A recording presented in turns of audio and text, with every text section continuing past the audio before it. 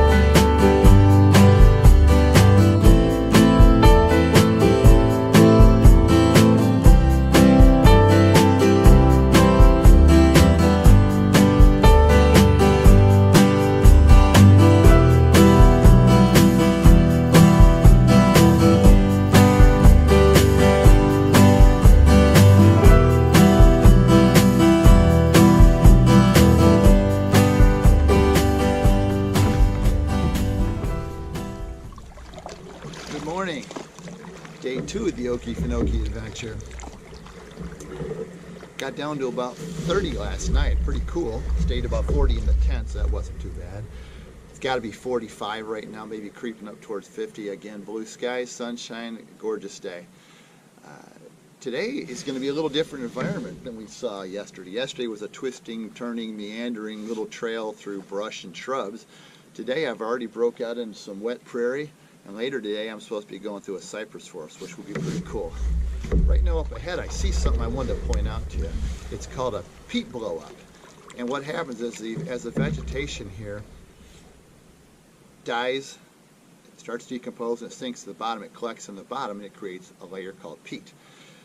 Decomposition gases trapped in the peat sometimes will build to the point where it will cause that peat to buoy right to the surface. So you get this floating little mass of dead, decayed vegetation. It's like a little floating island. Once that island hits the surface, grasses, weeds, shrubs, even trees can land on that little island and take root. And that little floating island will drift around. It may bump up against the shoreline and anchor itself there. If a tree or shrub sends down roots to the bottom, it'll anchor itself right where it's at. So it's kind of a neat little part of the environment here in the Okefenokee, and I see one right up here ahead. I'm going to pull up alongside it and I'll see if I can show you what a peat blow-up looks like. Alright, this is one of those little peat islands I was telling you about.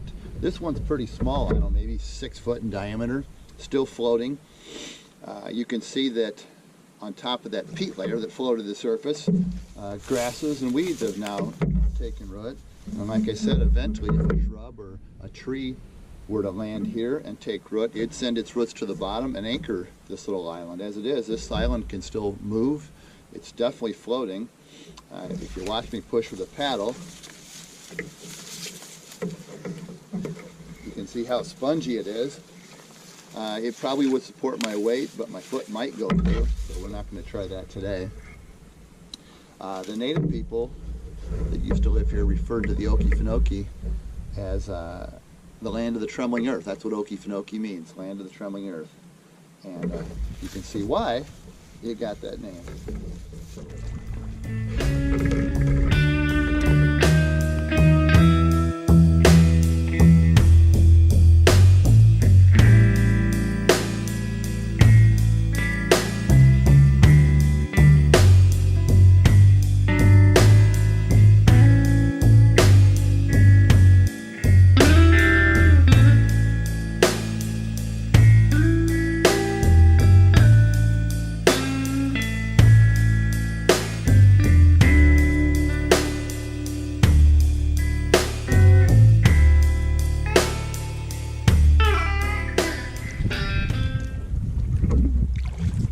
I see the big water platform right ahead. It was supposed to be about mile 21. It's got to be about mile 20, so they must have relocated. It's up ahead and in amongst some cypress trees draped with Spanish moss. Definitely ready for a stop. I had about 4 miles today, from mile 14 to mile 18. It was just brutal. Trail almost non-existent, completely covered in brush and limbs. Tough going. A lot of times I wasn't sure if I was even on the trail or not. But at any rate, yeah, and it's definitely a shelter. Let's have a look at that.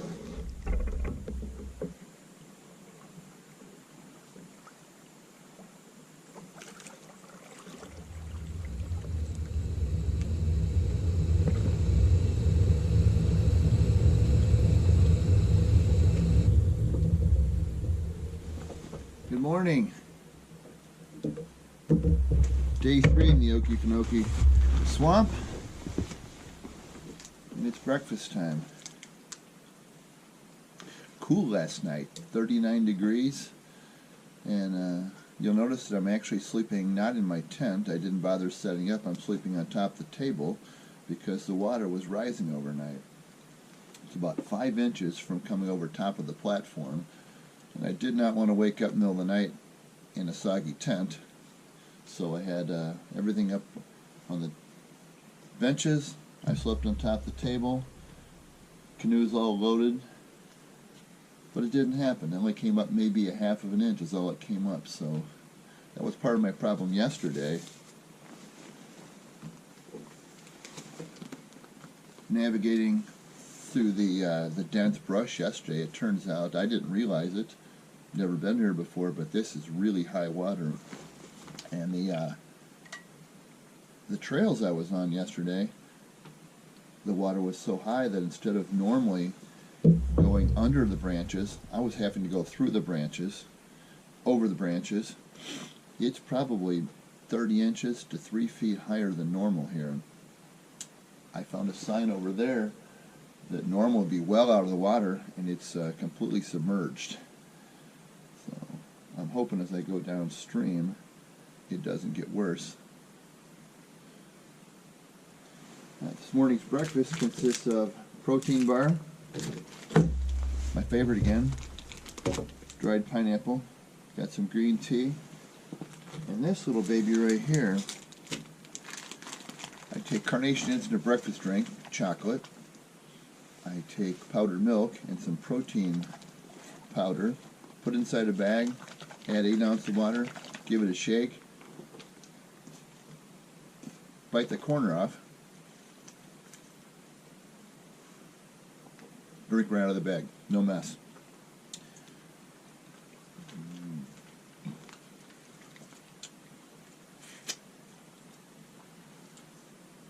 It's right now 7:05. Stays dark late, long nights here.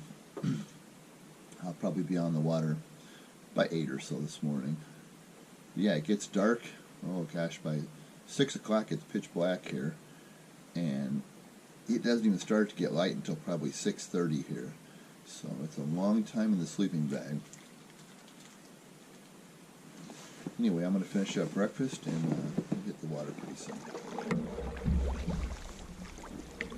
Day 3 brings me to a cypress forest. These are absolutely beautiful.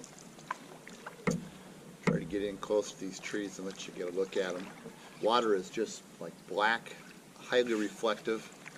Cypress trees are draped in Spanish moss. Another just picture perfect day out here today.